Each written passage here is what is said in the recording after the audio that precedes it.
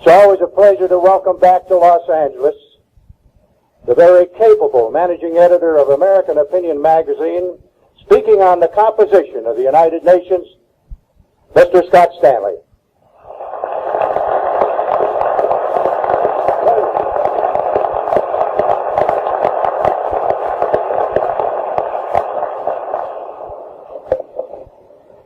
Ladies and gentlemen, this is a magnificent party, and we have dined tonight in the grandest ballroom in America. But we Americans are skinflints compared to the high rollers whose bills we pay at the United Nations. According to Pulitzer Prize winner Fred Sparks, there are over 2,000 UN parties each year, costing altogether some $10 million. That's $192,307.69 a week.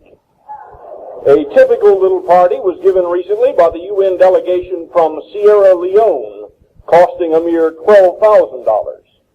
Sierra Leone is a tribal country in West Africa with a per capita income of $125 a year.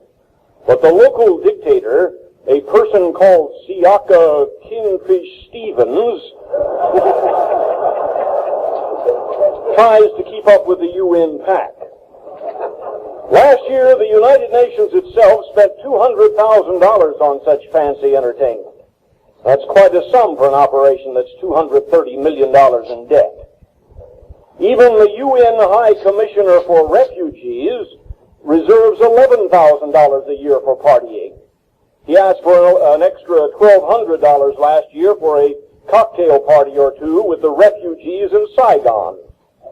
Meanwhile, the UN lounge is operated as a brothel to keep the party going. When Omar Adil was Sudan's ambassador to the UN, he was charged in a paternity suit on the day after he had made an impassioned address to the UN General Assembly on the perils of the population explosion. The ambassador claimed diplomatic immunity, as did another UN diplomat who, longing for the jungle rivers of his native Nigeria, was hauled by police from the Hudson River where he was found swimming in the nude. Jerome Pentos, a UN economist who is a Greek national, is another diplomat who found immunity helpful. Mr. Pentos has 2 wives. It is bigamy, of course, but as long as he is with the UN, Jerome Pentos has diplomatic immunity and can have 100 wives, if he has the energy to woo them after putting in an exhausting day at the UN. The United Nations is a sinkhole of such madness and contradictions, burbling from one bizarre absurdity to another. Consider its very composition.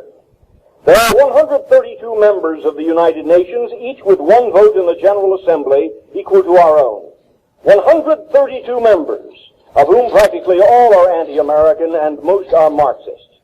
These august member nations range from the Maldive Islands, population 108,000, whose chief sources of export revenue are bonita fish and the sale of postage stamps, to Red China, population 700 million, whose chief source of hard currency is illicit heroin pumped into the United States to destroy our sons and daughters. Some of these nations, each with a vote in the UN General Assembly equal to our own, are so obscure that simply to locate them on a map requires a 10-power magnifying glass and a PhD in the geography of the obscure. I ask you to think for a moment.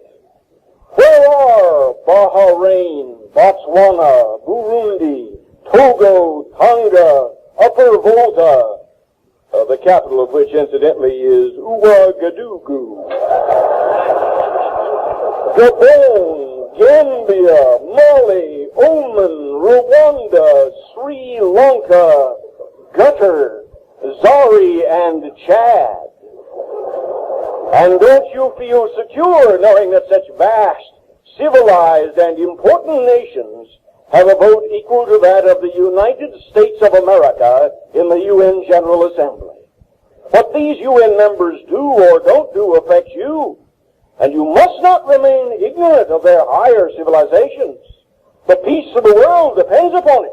The very survival of man may depend upon what our UN ambassador says to the UN ambassador from Gabon in some time of international crisis.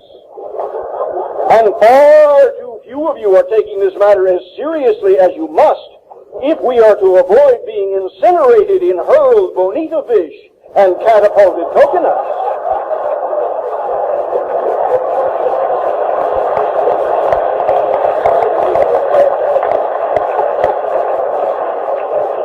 Another neighbor is Zari, a UN member whose senior satrapper, Mobutu Sese Seko, was elected president for life in May of 1970 by 30,495 more votes than there were registered voters.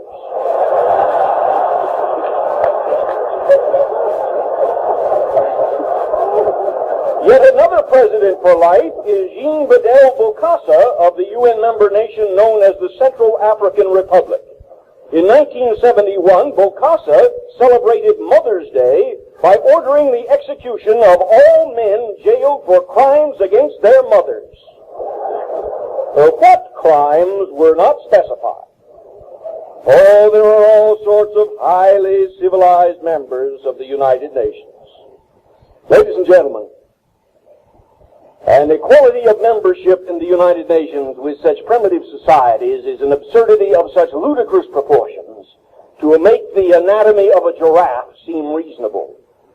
Their leaders style themselves by names like Mobutu Sese Seko, which means he who knows no fear and suffers no defeat in the jungle, King Natari V, Mwame Mawambutsa IV, King Mo Shushu II, and other contrivances that range from exalted ruler of the universe to head hippopotamus and president for life.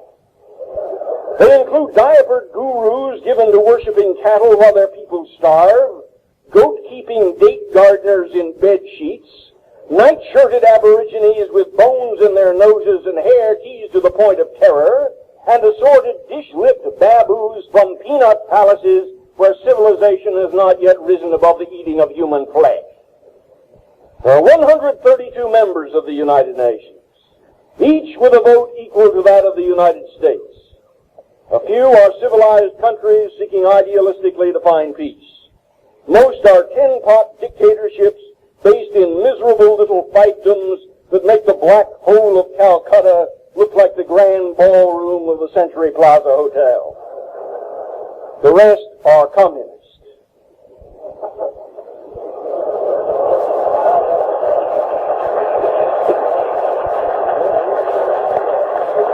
What is happening is that we are being outvoted at the United Nations in what Alfred Lord Tennyson called the Parliament of Man, the Federation of the World. Those lines from Locksley Hall constitute the only known proof of Carlyle's criticism of Tennyson that it is a shame he did not think up to his own towering style. Consider what it means to embrace the communists in a parliament of man. We are speaking, after all, of the greatest mass murderers in all history. We now sit coyly in the United States, for instance, with the butchers of Red China, placed there by the perfidy of our president to the cheers of the UN's cannibal kingdoms.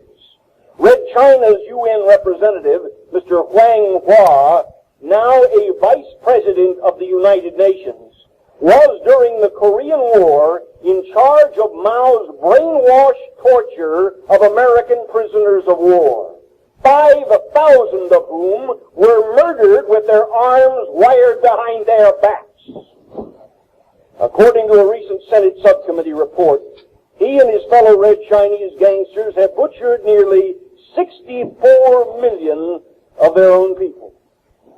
When that august assembly sits in the UN chambers with such monsters as the Red Chinese in the name of peace, it is a wonder that the just God who filled the rivers of ancient Egypt with blood does not drown them in a tidal wave of gore.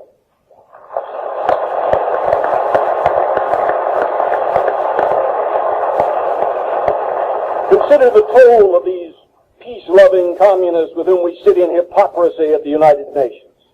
In their takeovers, the communists have murdered 50,000 Albanians, 100,000 Armenians, 5,000 Bulgars, 5 million Belarusians, 7 million Cossacks, 100,000 Crimean Tartars, 900,000 Croatians, 15,000 Czechs, 100,000 Estonians, 200,000 Georgians, 1,759,000 Germans, 100,000 Hungarians, 500,000 Kulmuks, 150,000 Koreans, 100,000 Latvians, 100,000 Lithuanians, 100,000 Macedonians, 1,500,000 North Caucasians, 100,000 North Vietnamese, 1,200,000 Poles, 64 million Red Chinese, 150,000 Romanians, 9 million Russians, 300,000 Serbs, 50,000 Slovaks, 12,000 Slovenes, 400,000 Spaniards, 1 million Tibetans, 1 million Turco-Tartars, 7 million Ukrainians, and on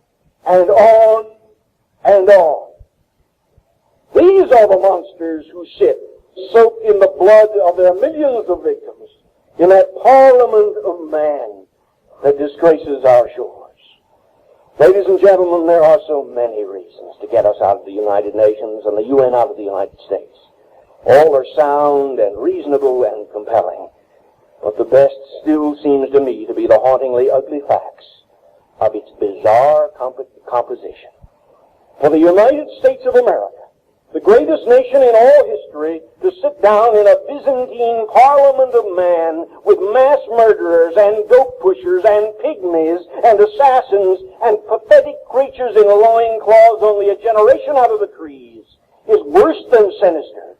It is ludicrous. If this sounds like chauvinism, fine.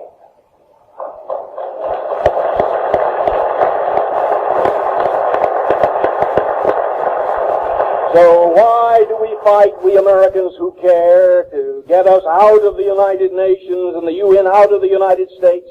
It's as simple as this. We do it because we love and respect our own country. In the beginning, we were lovers who had not found our thing to love until we opened our hearts and our eyes and saw our own great country for what she is. Being human and flawed with the dark passions of man as well, we were also haters who had not found our thing to hate until we looked to the east and saw the millions of corpses stacked like cordwood under a blood-red banner and smelt the stink of murder rank for 1,000 miles. No one had to tell us what to do. All that we loved and hated was locked in a battle to the death. We joined that battle not because we relished it, but for the same reason that a mother rushes into the street to save her child, or a bridegroom runs into a burning building to save his bride.